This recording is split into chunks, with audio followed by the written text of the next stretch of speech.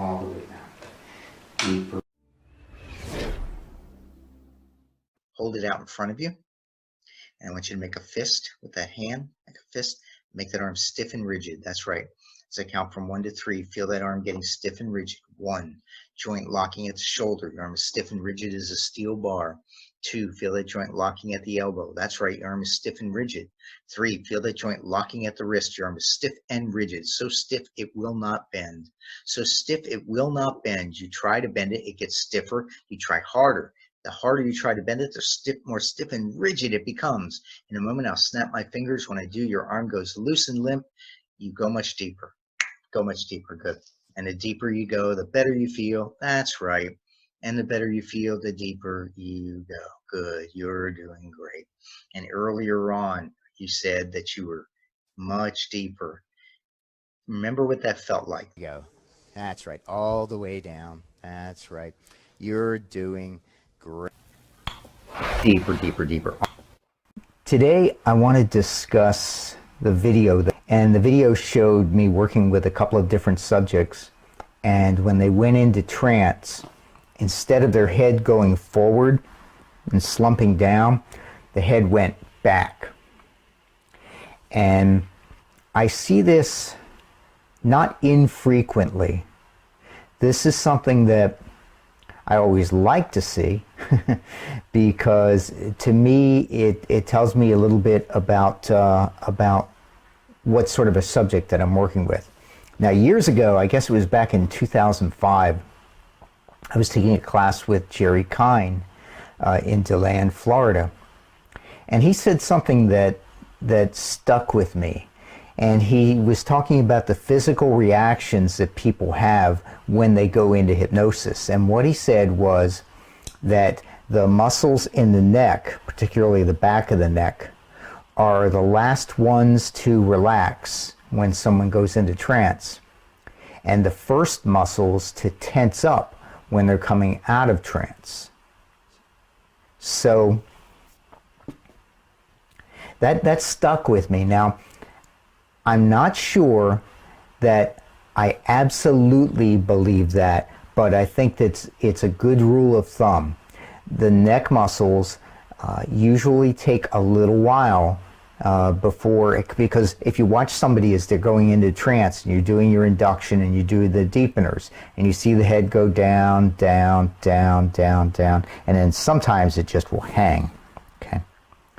And then as you're counting them up in hypnosis, you can see the head beginning to come up.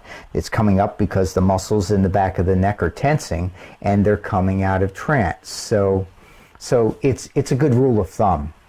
So anyway, the neck muscles are a good indicator of physical relaxation and can give you a little bit of an idea as to the depth of the trance. It's funny. I used to do, people have asked me about the head roll deepener. If you look at some of my older videos, you'll see me where I have my left hand usually on the person's forehead and my right hand right at the base of their skull on the back, and then I gently rotate their head. And the advantage of this is that it causes a slight dizzying sensation, and also this tends to take them deeper into trance. The other thing that it gives you is it gives you an opportunity to notice just how tight or how loose those neck muscles are. And the funny thing is that quite often if I did the head rotation, sometimes, my golly, it feels like the neck muscles, it feels like the head isn't even attached to the neck. That it just feels that loose because their neck muscles are that loosened up, and that gives you a pretty decent indicator as the depth of their trance. Now, and as you begin to do that, right, as you begin to rotate, you can feel it feels a little bit stiff, and then as you rotate it more and as they go deeper down into trance, you can feel the neck muscles loosen up until finally, boom, the neck muscles are completely relaxed and the head will slump completely. So, hey, Alaska checking in. Hello, Ina. How are you doing, Ina? So anyway, and then people have also asked me, well, why don't you do that anymore? And the reason why I don't do it very often anymore is that youngsters were imitating it. They'd see it on YouTube and they would imitate it. And I worried that that might be a little bit too rough when they're wiggling that, or when they're rolling that head around. And I don't want people to get hurt. So that's why I don't do it very often anymore. When I'm doing it, I guess the only time I'll use it right now is when I'm on the spot. Like I have a difficult person, and then also I have a large group of people in the audience. And when I'm under stress to get that person into trance, I will sometimes revert to this old method of rotating their head. But in general, I don't like to do it, and I don't do it very often anymore. But it's a technique that works, and it's okay.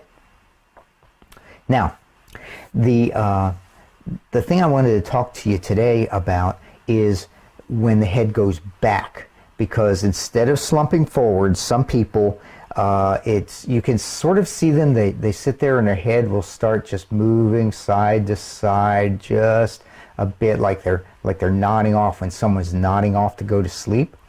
And then sometimes you see the head go back, and then boom, the head is all the way back. I mean, really back further than I can, and tilt my head because my neck's feeling a little stiff today. So anyway, when you see that head go back, it's usually an indicator that that person is an outstanding hypnotic subject, and they are very, very deep in trance. Hey, Kenda. So when I see that, I usually think, yes, I've got a really good subject here. Now, what's that mean, I have a good subject? It means that person is very deep in trance. Does it mean they're going to be entertaining on the stage? No. Does it mean that they're going to execute any suggestion that you give them? Not necessarily. They might very well. But sometimes when you see them, the head go back like that, that means that person is checked out completely. You know, on stage, it's great to have people deep in trance, but some people get so deep in trance that they won't be entertaining. They will just sit there like a potato, and they won't execute the suggestions from the hypnotist. So it's not absolutely a great indicator that this person in stage hypnosis or street hypnosis is going to be demonstrative, is going to be entertaining for the crowd. They may very well be, but they might just be so deep in trance that you're not going to get anything out of them. They're just going to sit there like a lump for the whole show, and there's some things that you can do with them, and maybe I use that as a subject for another video. But yeah, it's wonderful. It tells you you've got deep trance, but you may not necessarily get a very entertaining display from that particular person. And then one more thing that I want to talk about in addition to the animation is one of my favorite inductions nowadays is a handshake interrupt, which is a really good induction. And also it's a great way to evaluate your subject as you're putting her into trance, as you're deepening her down into trance. And if you want an induction where you don't fail, that's when the handshake interrupt comes in. But another thing that's good with the handshake interrupt is sometimes as I'm holding the hand up with my left hand in front of their face, I've usually got my right hand around their back at the base of their skull, or a little bit lower on their neck. And the good thing about that is that when my hands are on the back of their neck, I can actually feel those neck muscles. And if the neck muscles are tight, that tells me that person is not very deep in trance. But as they do go deeper in trance, I can feel the neck muscles loosen. And as I feel that, then I know that my deepening is working. And then also with my hand back there, I can sometimes kind of gently tip their head forward, and then they allow themselves to relax and go deeper into trance. So that's the deal. Sometimes when you get people who are really good subjects, their heads will just go back completely back, and they're just checked out. And almost always a great sign, not necessarily a good sign of somebody who's going to be animated on stage or on the street, but it's a good sign of a very, very deep trance, and quite possibly this person is a virtuoso or extreme somnambulist.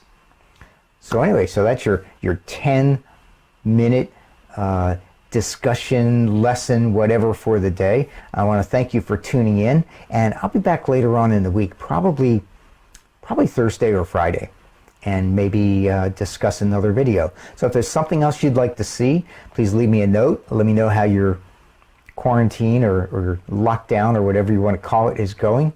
I don't know, we're not going stir crazy yet, but it could come. All right, so thank you very much for tuning in,